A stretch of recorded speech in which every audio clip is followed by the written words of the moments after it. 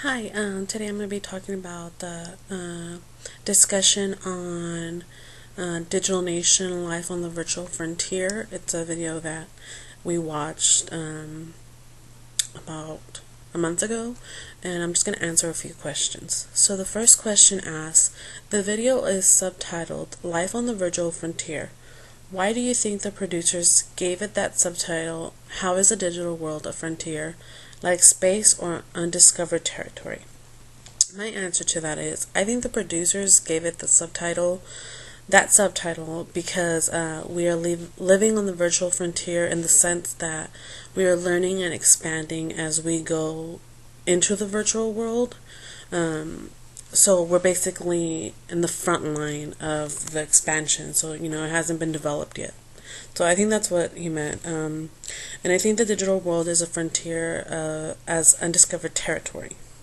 The second question is, what do you think was the thesis of this video? What would the filmmaker like us to do after watching this video? I think the thesis of this video was to show how the digital world is impacted all the different aspects of our lives, and I think the filmmaker would like us to reflect on the use of technology in our daily lives, like understanding the good and the bad, but realizing what it's doing to us. I mean, it could be a positive thing, but just acknowledging the fact that it's changing us in a sense. The third question asks, the second chapter explores the impact of digital use on students. What did you think of the science that was presented about multitasking? How might that science influence your behavior? Well, multitasking is a really big thing in our digital age. I mean, a lot of people feel that they can do it well. My initial thought of the science was that it was a bit shocking. I mean, I didn't expect to see that people who actually believe that they multitask are actually slower. That was different. But I do, I can relate to that, to the research that was found, because my family, mainly one of my sisters, believes she's a great multitasker, but in reality she just is always disfocused. When she's on her phone and she's trying to talk, she will forget what she's saying, or she won't respond. So it was interesting because I was able to apply the findings of this research with my daily life.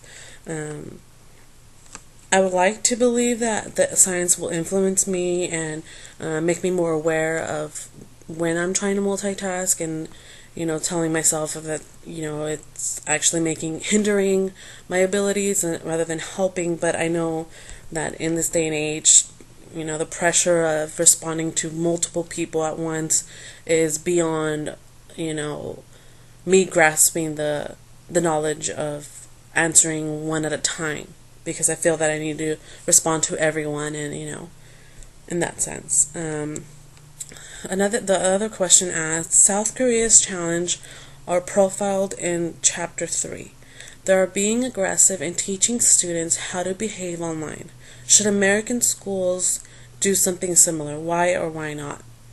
I feel that American schools have been doing something similar in the recent years, but I think that it should be like a state thing. I think it should be wide. I mean, I feel that only a few schools are doing that, but I think it should be part of the curriculum. I think it would show students how to behave online, and we talked about resilience earlier in the class, and I think it would help them build that resilience with things that they might encounter online, and I think it would also help them control what they how they put themselves out on social media websites, and how they present themselves mainly. Another aspect of teaching them how to behave online is allowing them to understand the results of them abusing the internet incorrectly. or abusing gaming online or abusing social media online, just allowing them to understand the effects that they're causing. Another question asks, relationships have been greatly impacted by the digital age, as mentioned in Chapter 6. What do you like best about digital relationships?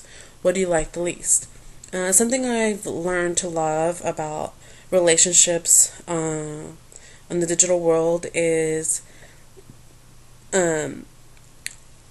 basically connecting with someone else through the internet. It could be through YouTube or social media websites, or like, you see a father figure online and you can connect through that, or you see a mother figure or a sister figure and you can connect through that if you've lost someone or you've never had the chance to experience that. And I think that's been one of the most positive things that I've seen from relationship builds online.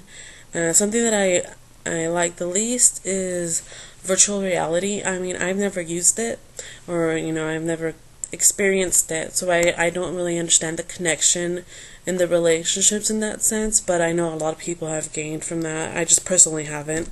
Another question is, Chapter 7 addresses the way in which the digital age is changing the world of work. What do you think about these changes? How would you think you should prepare for them? Well, that's interesting. The changes in the workforce are very drastic from what I still imagined. Seeing that everyone's kind of jumping into this virtual reality and doing meetings through that was kind of shocking, because I had never heard of that or seen that. And I'm definitely not prepared for that. And I feel that you kind of lose contact and physical, connections with people that you would normally have in a work field, your co-workers and stuff like that, and seeing that the offices were empty and that they're all at home on their computers was different, and I personally, again, wouldn't like that. I think the only way I can really prepare is just staying on top of what the workforce is using in technology based, and getting familiar with virtual worlds and things of that nature.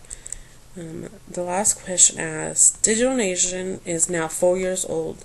If you were updating the documentary, what would you include to make the video more accurately reflect the current digital situation? I would definitely include more of the new technology devices like iPads and the new iPhones and things of that nature. Also like the smart TVs and stuff like that. What else?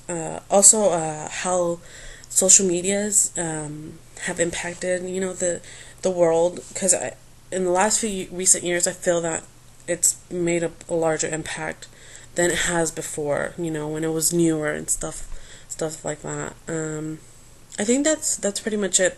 They covered a lot of the basis, of how schools and work and home life and relationships. So I would just add a couple of the newer technology devices and social media websites. That's it. Thank you for watching.